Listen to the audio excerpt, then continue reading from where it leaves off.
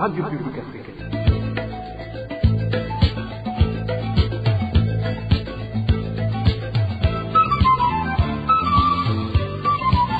Radio Publique Africaine.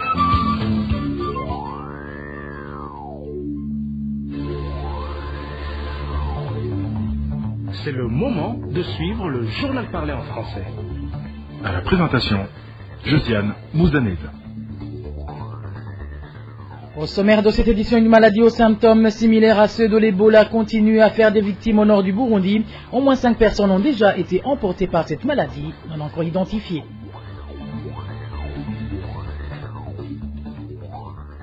Un membre du parti CNL à Gassogwe en commune Muyinga est sans trace depuis ce matin, arrêté par des gens qui seraient du service national des renseignements. Sa famille s'inquiète pour sa sécurité. Vous aurez les détails dans ce journal. Dans ce journal, nous vous parlerons également des commerçants de maïs qui risquent de faire faillite suite aux bâtons leur mis dans les pieds par les gouverneurs des provinces dans lesquelles ils s'approvisionnent.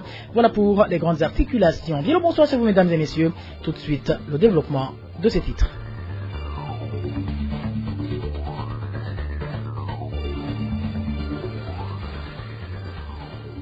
Bonsoir. Débutons ce journal par cette page gouvernance où ce mardi un avion de transport de la Guinée équatoriale a quitté l'aéroport de Bujumbura avec à son bord des tonnes de riz qui seraient destinées au contingent burundais présent au Nord Kivu en République démocratique du Congo. Ce ravitaillement a été pris dans les stocks du riz récemment octroyés par la Chine. Émile Nibassoumba. C'était 5 tonnes de riz au total. Ce riz qui a été embarqué ce mardi à bord d'un avion cargo à l'aéroport international Melchior Ndadaye selon nos sources. Ces dernières signalent que ce riz provient de l'un des stocks gérés par le bureau de la première dame du Burundi, Angeline Ndayubaha. Les mêmes stocks qui contiennent 910 tonnes de riz octroyés par la Chine au gouvernement du Burundi il y a une semaine. Selon les mêmes informations, ces 5 tonnes de riz ont été envoyées au Nord Kivu en République démocratique du Congo pour nourrir le contingent burundais en mission de maintien de la paix dans le cadre de la force de la communauté est-africaine. Ce contingent composé de militaires, de policiers et d'Imbonerakure avait énormément besoin de ravitaillement, nous précisent les sources contactées. En ce qui concerne l'avion cargo de l'armée de la Guinée équatoriale utilisé pour le transport de ce riz, nos sources pensent qu'il aurait été prêté au président Evariste Ndayishimiye par son homologue Teodoro Obiang Nguema. Le couple présidentiel a participé à son investiture en décembre dernier. Émile Nibassoumba, gouvernance toujours, les anciens combattants réclament la concrétisation des promesses du gouvernement. En effet, depuis novembre dernier, ils attendent les frais d'INSS, des frais qui datent de leurs années de démobilisation qui avoisinent 20 ans pour certains. Suivez un des combattants qui s'est confié à la RPA. umuvugizi wa leta ariwe Prosper Ntagwamiye avuga yuko hari amahera. Nous avons entendu le porte-parole du gouvernement, Prosper Ntagwamiye, dire qu'il y a des cotisations à l'INSS des anciens combattants. Il a précisé que ces cotisations ont débuté en 2004 pour les anciens combattants du CNDD et en 2009 pour ceux du FNL Paliperutu. Ntagwamiye a dit que ces montants s'élèvent à plus de 13 milliards de francs burundais et qu'ils allaient nous donner cet argent. barashinga n'umugwi umujenerali atwara cya gisata cy'abasizwe mu buzima busanzwe aduhamagarira ku iradiyo ingene tuzagomba kwiyandikisha n'ibizotwara ibituranga ikarata karangamuntu byose arabitubwira. Une commission a été après mise en place et le général responsable du programme de démobilisation nous a convoqués à la radio pour être recensés dans tout le pays. Le communiqué mentionnait même le lieu de recensement et les documents requis. Nous avons répondu à l'appel. Ce sont des militaires qui nous enregistraient et prenaient nos photos. Ils nous ont alors donné un bout de papier sur lequel est marqué notre matricule et ils ont dit qu'à partir de novembre, nous commencerons à bénéficier de ces prêts. C'était en octobre dernier. Jusqu'aujourd'hui, nous n'avons pas encore eu cet argent. Aidez-nous alors à porter loin notre voix. Pourquoi ils ne nous donnent pas notre argent? Atubarize ko yari inkinamico, atubarize ko leta y'u Burundi ishobora kuja mu nama shikiranganje iki kibazo cy'abasubijwe mu buzima busanzwe bakanabishikiriza ku iradiyo bari ko bagiye kudaho gafashanya kacu twatwike muri NSS ntibakaduha kugeza n'uno munsi.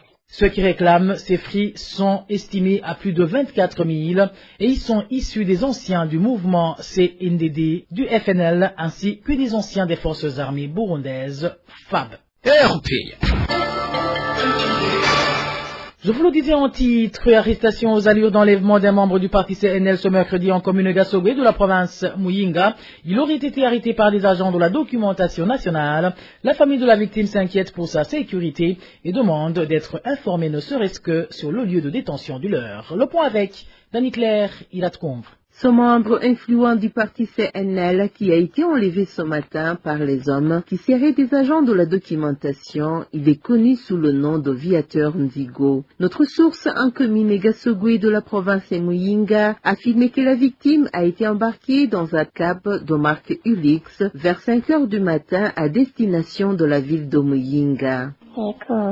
Oui, c'était vers 5 heures du matin quand on l'a arrivé. Il a été embarqué dans une double cabine de couleur blanche qui serait vers la documentation à côté de sa plaque d'immatriculation. Ils se sont dirigés vers la ville de Muyinga, mais jusqu'à présent, personne ne sait où il est. Normalement, il est membre du pouvoir de Sénère, car il a été combattant. En 2015, il a été victime de multiples montages, raison pour laquelle il avait fui vers le Rwanda. La famille de la victime s'inquiète pour sa sécurité et demande d'être informée où se trouverait Viateur Nzigo. Nous, en tant que sa famille, ses amis et proches de la victime, nous demandons qu'on soit informés des mobiles de son enlèvement et où il se trouve. Vous savez que des fois, des personnes sont arrêtées par suspicion. Tout le monde ici le sait qu'il est membre influent du Sénat depuis 2015. À ce propos, la rédaction de la RPA n'a pas encore pu joindre que ce soit les responsables provinciaux du parti CNL ou bien les responsables de la documentation en province Muyinga.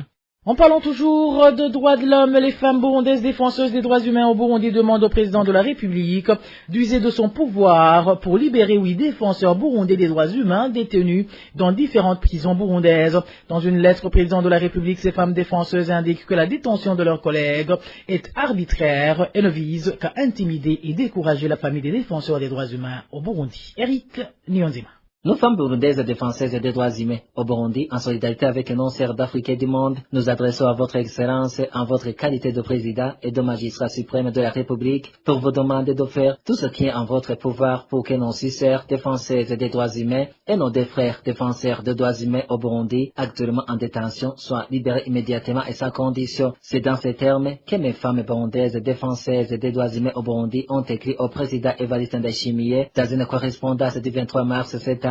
Ces femmes défenseuses demandent la libération Sonia Ndikumasabo, Marie Meosabe, Sylvanie Namahoro, Audace Abzelman et Prosper Runyange, détenus dans la prison centrale de Mimba depuis le 16 février 2023. Elle plaide également pour la libération de la journaliste Floriane Irangabiye, détenue dans la prison de Muyinga et qui a également été condamnée à 10 ans de prison et une amende d'1 million de francs burundais par le tribunal de grande instance de Mukazabo Jumbura, ainsi que la libération d'Emilienne Soumana, détenue dans la prison centrale de Gitega depuis le 8 février 2023 pour avoir dénoncé des actes répétitifs de viol commis sur des jeunes filles de l'école par le directeur de l'établissement. Elle est ainsi accusée de dénonciation calomnieuse. Ces femmes défenseuses des droits de l'homme rappellent au président Ndayishimiye que lors de sa présentation de vote du nouvel 2022 au peuple burundais, qu'il avait promis que tout prévenu qui n'est pas accusé d'un crime d'assassinat et d'atteinte à l'intégrité de la personne humaine restera en liberté tout au long de la procédure à sa charge. Or, ces femmes défenseurs considèrent que les accusations qui pèsent sur ces défenseurs aujourd'hui en détention ne semblent découler que de leurs activités patriotiques et de défense des droits humains, ce qui n'est pas interdit par la loi burundaise. Les défenseurs signataires de cette correspondance au président de la République sont Madame Marie-Louise Balichako, Mouvement Inamahoro, Domitille Baranchira, Mouvement Inamahoro, Jeanne d'Arc Zaninyana, du Mouvement de femmes et filles pour la paix et la sécurité au Burundi, et la ligne vise de la coalition burundaise des défenseurs des droits de l'homme, Chantal Mutamuriza de Right for All,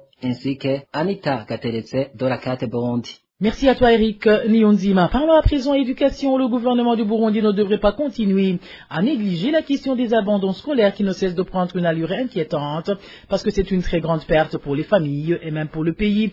Réaction d'un activiste suivant de près le secteur de l'éducation au moment où le pays a enregistré plus de 70 000 abandons au cours du premier trimestre de l'année scolaire 2022-2023. Eulalie Niwizi estime que cette situation est en grande partie causée par la famine qui engendre la perturbation de plusieurs ménages. Suivez.